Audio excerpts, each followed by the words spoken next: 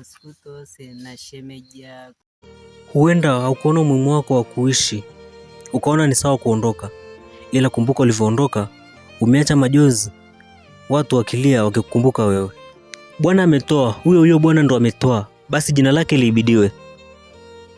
Mimi sitakukumbuka kwa maneno tu au kwa kuandika katika makaratasi ambayo yanaweza kupotea, bali nitakuandika katika mfumo wa teknolojia, mzee wetu Genesis. Mimi ni mtoto wa Manka. Ikawa Januari, ikawa Februari, ikawa Machi, ikawa Aprili, ikawa Mei 27, mzee wetu ulituacha kwa majonzi makubwa. Huenda wanadamu tukakusahau, sio kwa sababu hatukutambua uwepo wako, bali binadamu tunapita, ila teknolojia itashuhudia yote haya na kukuweka katika kumbukumbu ya vitabu. Mwakilishi kutoka Arusha, Mzee Bele. Kwa kuwa ulikuwa mtu wa watu, basi umetuacha wanao, tukishirikiana kupiga picha pamoja na wewe. Tunaweza kusema kwamba ni picha ndio umetuachia kwa upendo wako huu wote. Tutakukumbuka daima mzee. Uende ufike salama.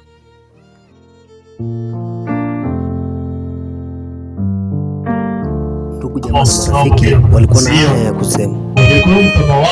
Ni mtoto wangu amepata matatizo akaugua, basi akanitoroka. Kia mwerevu roho zake imetoka ghafla bila kutegemea. Alikuwa mtu mwema maarufu kama Kimbemba. Alikuwa ni mtu mzuri kwenye familia yetu, tulikuwa tunampenda, lakini Mungu anampenda kuliko sisi na tunaendelea kumkumbuka sana. Ameacha pengo kubwa kwenye familia, kwa mke wake, kwa familia yake na sisi mashabiki zake. Lakini tunaomba Mungu ampokee kama alipema kufanya. Kwani alikuwa ni mtu wa watu, asiangalia utu, umri wala kabila. Alikuwa ni mtu wa kutuma, hakutaka kuangalia kwa nini huyu aidha ni mdogo kwangu au mkubwa kwangu, kwa nini ananipenda. Ila familia kama familia, kama shemeji yake, nimesikitika sana sana. Nasielewi kama msiba nani atakayeweza kuziba ili tutazidi kumkumbuka. Mtoto wa pili wa marehemu Kimbemba ambaye tulimzika last season. Marehemu Kimbemba ambaye ni babangu alikuwa ni baba ambaye ni mchapakazi, alikuwa ni baba ambaye mwenye utu na heshima kwa jamii, alikuwa anajishughulisha na shughuli ndogo za jamii.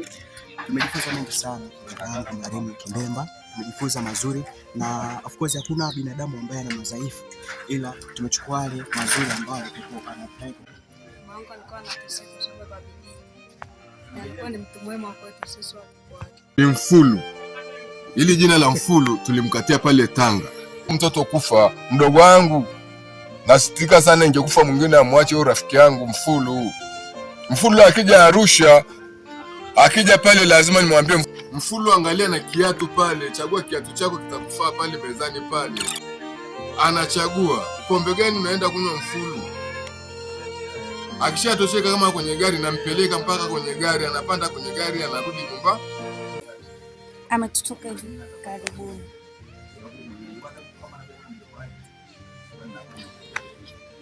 Alitupenda na sisi tulimpenda, lakini Mungu alimpenda zaidi. Kipindi tulichokuwa tunamhitaji. Usikutose na shemeji yako. Mke wake niko naye karibu sana, rafiki yako.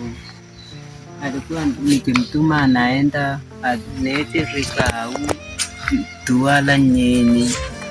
Alikuwa ananisaidia sana. Yeye akaniambia ngadumaka wenda. Genesis from the creation. Ndio fadhali toka mwenye tumekuja kumzika. So alikuwa sehemu ya part and passive ya maisha yetu, ambapo tulikuwa tunaishi tukiwa wadogo. So mtu mwenye nilikuwa namtambua kama baba ndio huyo hapa. That way namuita always father from the Genesis. Anaishi na sisi vizuri sana, pamoja na watoto wake pia tumeishi vizuri. Sijaikuwa na shida yoyote, anatulea vizuri kabisa. Katika misingi ambayo inampendeza mtu yote ambaye anahitaji malezi. Anatufundisha kwamba unatoka uishi na mtu wa aina yoyote bila kujali level ya ama aina gani ya mtu ambaye unaishi naye. Ishi naye vizuri bila shida yoyote. Acha kumbagua watoto. Itakuja kuwa baraka mbeleni. ndio chenye naweza nikasema ametufanyia mzee wetu hapa. So tunamheshimu muda wote, always respect. Kwa mimi mtoto wa Manka, bye.